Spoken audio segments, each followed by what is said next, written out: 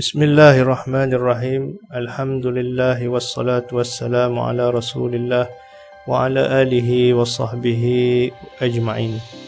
Untuk pembentangan kali ini, ia akan membicarakan satu isu berkaitan dengan poligami Rasulullah sallallahu alaihi wasallam, yang mana ianya telah dicemari dengan salah faham dan tomahan liar ke atas baginda sallallahu alaihi wasallam.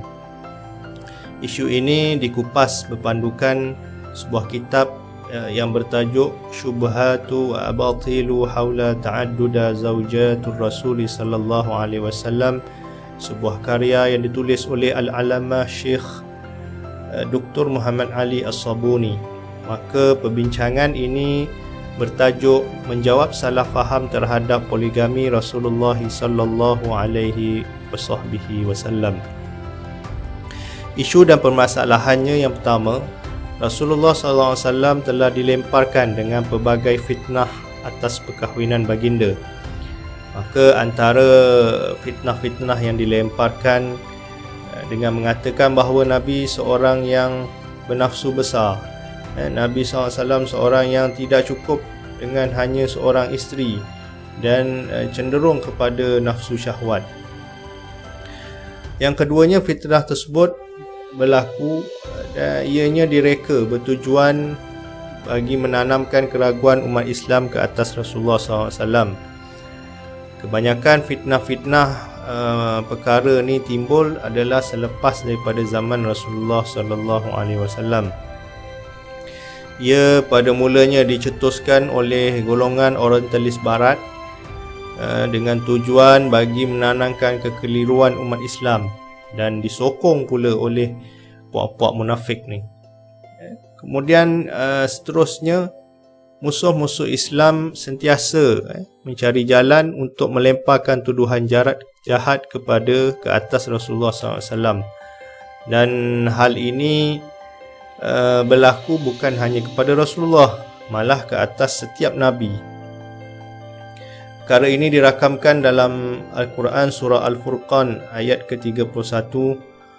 A'udzubillahi minasyaitonirrajim. Wa kadzalika ja'alna likulli nabiyyin aduwwan minal mujrimin wa kafa bi rabbika hadiyan wa nasira. Maksudnya, dan seperti itulah telah kami jadikan bagi tiap-tiap nabi musuh dari orang-orang yang berdosa, dan cukuplah Tuhanmu bagi memberi petunjuk, dan cukuplah Tuhanmu sebagai pemberi petunjuk dan penolong. Jelas ayat ini telah memberi satu penyaksian bahawa setiap Nabi yang terdahulu pun telah dimusuhi oleh kaumnya, dan hal ini juga terjadi ke atas Nabi kita Muhammad sallallahu alaihi wasallam. Kemudian musuh Rasulullah SAW ni bukan hanya daripada golongan kufar, bahkan di kalangan orang Islam itu sendiri. Musuh dari kalangan orang kafir ni jelas kita boleh nampak pada zahirnya. Tapi yang bahayanya ialah musuh daripada kalangan atau golongan orang yang musuh daripada kalangan orang Islam ni zahirnya Islam, tapi dalam diam mereka telah merosakkan Islam dari dalam dengan agenda-agenda yang telah dirancang rapi. Oleh itu, contohnya seperti timbulnya ajaran-ajaran baharu, ajaran sesat, Islam liberal dan seumpamanya. Maka dengan itu kita kenalah berhati-hati dengan mereka yang digelar sebagai, kita boleh kata sebagai musuh dalam selimut. Sanggahan terhadap fitnah poligami Rasulullah SAW. Tuduhan dan fitnah ke atas Rasulullah SAW dengan mengatakan baginda berkahwin kerana dorongan syahwat dan mengikut kehendak nafsu semata-mata. Dan tuduhan dan fitnah tersebut boleh disanggah dengan fakta-fakta berikut yang akan kita kemukakan. Yang pertama, jika benar tuduhan tersebut, benar apa yang dikatakan, sudah tentu Rasulullah SAW akan memiliki ramai isteri pada usia muda. Kalau kita flashback balik sejarah, Rasulullah SAW ni berkahwin pada usia 25 tahun. menikahi Sayyidah Khadijah yang berusia 40 tahun dan sudah menjanda. Sayyidah Khadijah ni sudah menjanda sebanyak 2 kali. Yang kedua, Rasulullah SAW ni monogami. Monogami ni seorang isteri, mempunyai seorang isteri selama 25 tahun, dan selama itu baginda tidak pernah kahwin dengan perempuan lain. Yang kedua, Rasulullah SAW tidak berpoligami kecuali setelah baginda lanjut usia. Diriwayatkan baginda hanya mula berpoligami sesudah melebihi usia 50 tahun, dan disebutkan di dalam tafsir Al-Munir bahawa baginda ketika berpoligami itu berusia 53 tahun. Yang ketiga, kesemua isteri Rasulullah SAW berstatus janda kecuali Sayyidah Aisyah radhiyallahu anha. Sekarang kita tengok, kita kenali siapa Ummahatul Mukminin, iaitu mereka adalah isteri-isteri Rasulullah SAW. Yang pertama sekali ialah Sayyidah Khadijah binti Khuwailid radhiyallahu anha. Sayyidah Khadijah ini ialah isteri sebelum baginda diangkat menjadi nabi, dan beliau ialah wanita pertama yang beriman kepada Rasulullah sallallahu alaihi wasallam. Dan beliau juga adalah wanita yang sangat banyak memberi bantuan demi kelangsungan dakwah dan tersebarnya risalah Islam. Isteri baginda yang kedua ialah Sayyidah Saudah selepas Sayyidah Khadijah. Kemudian setelah wafatnya Sayyidah Khadijah, baginda menikahi Sayyidah Saudah binti Zam'ah. Siapa Sayyidah Saudah ni? Beliau juga ialah seorang janda daripada As-Sukran bin Amru Al-Ansari. Suaminya wafat setelah kembalinya dari hijrah kedua ke Habsyah. Selepas suaminya wafat, Sayyidah Saudah hidup sendirian sebatang kara, tak ada siapa. Kerana jika beliau kembali kepada keluarganya, pasti akan dipaksa syirik dan mungkin juga akan diseksa supaya berpaling daripada Islam. Oleh sebab itu baginda SAW menikahi kerana beliau, Sayyidah Saudah ni adalah daripada kalangan perempuan mukminah, dan satu penghormatan atas kebenaran iman dan keikhlasannya kepada Allah dan Rasulnya, walaupun ketika itu usia Sayyidah Saudah ni jauh lebih tua daripada baginda SAW. Kalau baginda umur 53, dia lebih tua daripada Rasulullah SAW. Isteri baginda yang ketiga ialah Sayyidah Aisyah binti Abu Bakar As-Siddiq. Sayyidah Aisyah inilah salah satu-satunya anak dara yang dikahwini oleh Rasulullah SAW. Beliau ialah anak kepada teman rapat baginda, iaitu Sayyiduna Abu Bakar As-Siddiq radhiyallahu anha. Merupakan wanita yang paling cerdas dan kuat ingatannya. Juga menjadi rujukan bagi para sahabat tentang masalah hukum dan hadis-hadis Rasulullah sallallahu alaihi wasallam. Seterusnya, isteri baginda ialah Sayyidah Hafsah binti Umar radhiyallahu anha. Beliau ialah anak kepada sahabat rapat baginda, iaitu Sayyiduna Umar Al-Khattab. Beliau ni menjadi janda setelah kewafatan suaminya, iaitu Khunais bin Huzaifah Al-Ansari, bila gugur sebagai syuhada ketika perang Badar. Seterusnya, isteri Rasulullah SAW ialah Sayyidah Zainab binti Khuzaimah radhiyallahu anha. Beliau juga ialah seorang janda kepada pahlawan terkemuka Syahidul Islam Ubaidah bin Al-Harith yang gugur dalam peperangan Badar. Ketika peperangan tu, Sayyidah Zainab ni ialah sebagai perawat ketika perang, boleh dikatakan sebagai jururawat. Beliau seorang wanita yang sabar, tabah dan bersungguh dalam membela Islam. Kerana tiada yang ingin menanggung biaya hidupnya, maka Rasulullah SAW menikahinya untuk menjaga beliau. Rasulullah menikahinya ketika berusia Sayyidah Zainab ni usianya 60 tahun, dan mereka hidup bersama selama 2 tahun. Setelah itu Sayyidah Zainab wafat. Seterusnya ialah Sayyidah Zainab binti Jahash Al-Asadiyah radhiyallahu anha. Sayyidah Zainab dikahwini oleh Rasulullah SAW juga dalam keadaan janda. Sebelum itu Rasulullah SAW telah mengahwinkan Sayyidah Zainab ni dengan Zaid bin Harithah, iaitu anak angkat Nabi.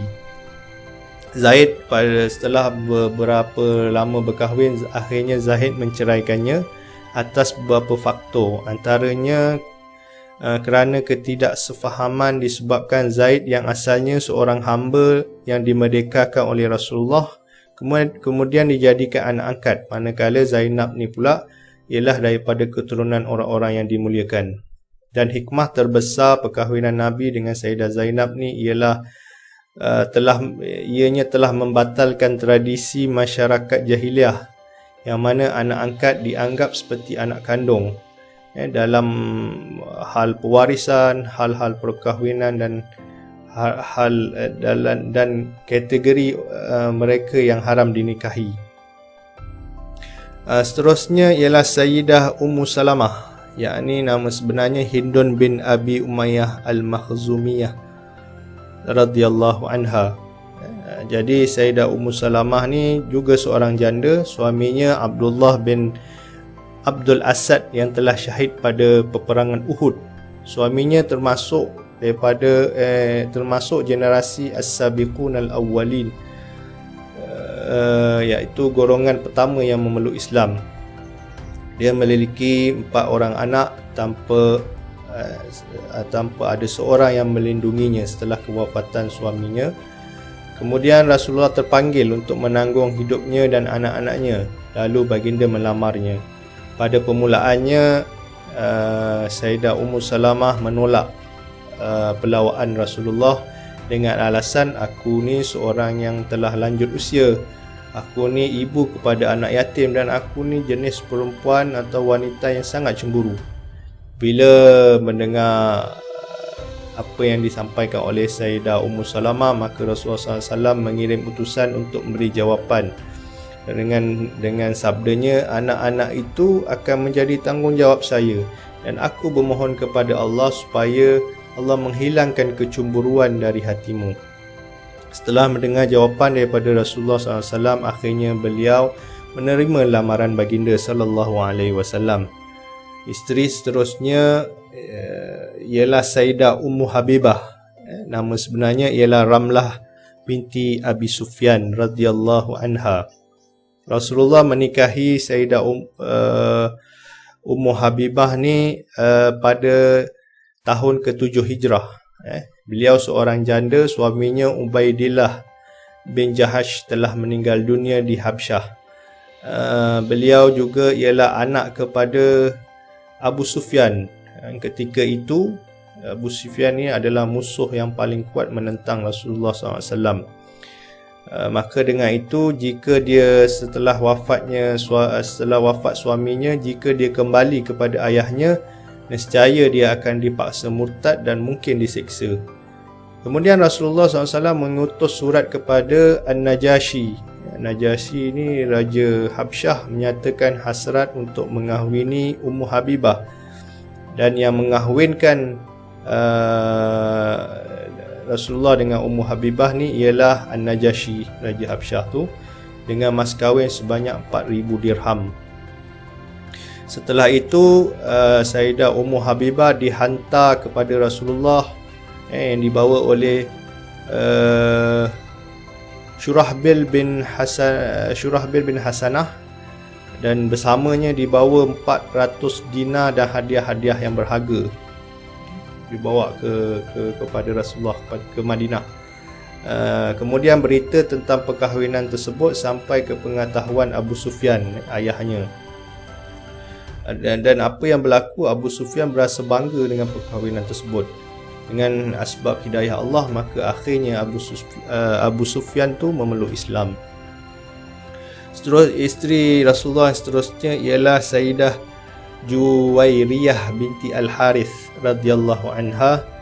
Baginda beliau ialah puteri kepada ketua Bani Mustaliq, juga seorang janda. Suaminya terkorban ketika perang Muraisi. Suaminya seorang yang sangat keras menentang Rasulullah SAW dan Islam. Apabila setelah peperangan berlaku, akhirnya beliau jatuh ke tangan muslimin sebagai tawanan perang. Maka hikmah perkahwinan Rasulullah dengan Sayyidah Juwairiyah ni, hikmah dari sudut politik, apabila berlakunya perkahwinan tu, maka seluruh tawanan Bani Mustaliq dibebaskan setelah Rasulullah mengahwini Sayyidah Juwairiyah. Kemudian apabila setelah dibebaskan, kaum Bani Mustaliq merasa mereka dihargai, rasa diberi anugerah yang besar, dan akhirnya seluruh kaum Bani Mustaliq memeluk Islam berkat perkahwinan Rasulullah SAW dengan Sayyidah Juwairiyah. Seterusnya ialah isteri Rasulullah ialah Sayyidah Maimunah binti Al-Harith Al-Hilaliyah radhiyallahu anha. Nama asalnya ialah Barrah. Kemudian Rasulullah SAW menggantikannya dengan nama Maimunah. Beliau ialah isteri Rasulullah SAW yang terakhir. Walau bagaimanapun menurut catatan ahli sejarah, ada seorang lagi isteri Rasulullah SAW, Maryah Qibtiyah, yang mana mana beliau ialah seorang hamba sahaya. Sayyidah Maimunah ni ialah juga seorang janda. Bekas suaminya bernama Abu Raham bin Abdul Uzza. Beliau antara isteri Nabi yang paling suka berbuat baik, paling suka bersilaturahim dan menghormati keluarganya. Dan hal ini juga diakui oleh Sayyidah Aisyah.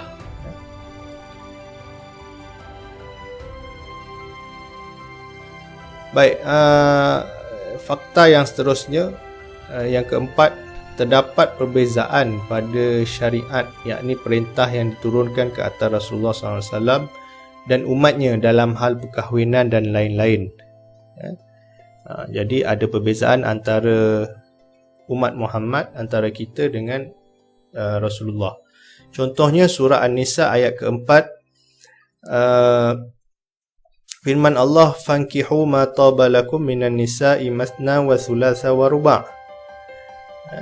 Maka kahwinilah perempuan lain yang kamu senangi 2, 3 atau 4. Ayat ini khusus buat umat Nabi Muhammad sallallahu alaihi wasallam. Dalam masa yang sama, Nabi Muhammad SAW juga diperintahkan, Nabi SAW ni dilarang menukar dan menceraikan isteri-isteri baginda.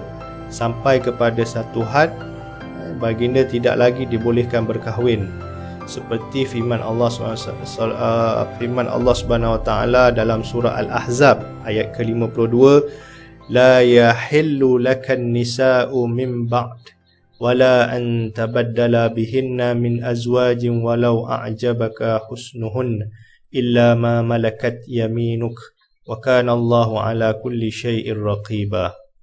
Yang maksudnya, tidak halal bagimu Muhammad menikahi perempuan-perempuan yang lain sesudah isteri-isterimu yang ada itu, dan tidak boleh pula menggantikan mereka dengan isteri-isteri yang lain, meskipun kecantikannya menarik hatimu, kecuali perempuan-perempuan yakni hamba sahaya yang engkau miliki, dan Allah Maha mengawasi segala sesuatu. Dalam tafsir Al-Murin menyebut bahawa baginda tidak boleh menikahi perempuan lain walaupun salah seorang isterinya wafat. Perintah ini diturunkan kepada baginda kerana isteri-isteri baginda diletakkan pada satu kedudukan khas, iaitu sebagai ummahatul mukminin. Yang ini ibu-ibu bagi orang mukmin. Maka apabila mereka ini setelah dikahwini oleh Rasulullah SAW, mereka tidak boleh dikahwini oleh sesiapa lagi. Dalam hal ini ada perbezaan. Perbezaannya kita ni boleh berkahwin dan boleh bercerai, kemudian boleh kahwin dengan orang lain, tetapi tidak bagi Nabi Muhammad SAW. Dalam banyak hal banyak perbezaan. Contohnya dalam bab zakat dan sebagainya.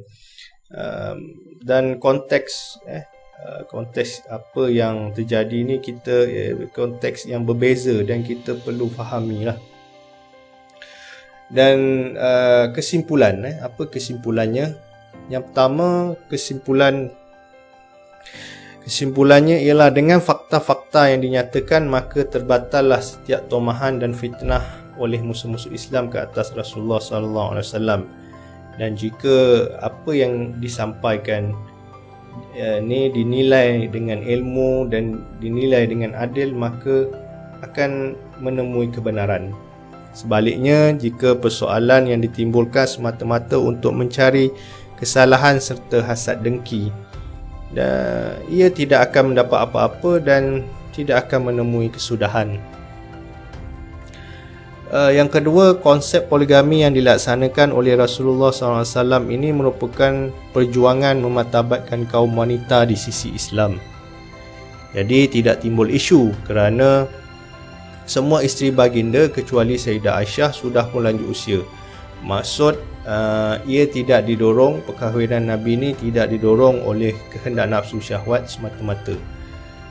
Yang kedua, seterusnya pengorbanan Rasulullah SAW ni demi mengangkat martabat wanita yang lemah dan yang tiada tempat bergantung.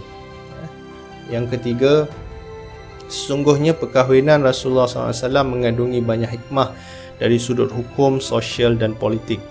Ini dapat dilihat daripada penerimaan Islam itu di kalangan pembesar-pembesar kabilah dan raja-raja. Bahkan hingga ke hari ini, walaupun banyak tuduhan jahat yang dilemparkan ke atas Rasulullah, akan tetapi hari demi hari semakin ramai yang menemui kebenaran dan keindahan Islam, yang mana sekaligus mengangkat martabat Islam dan Rasulullah SAW.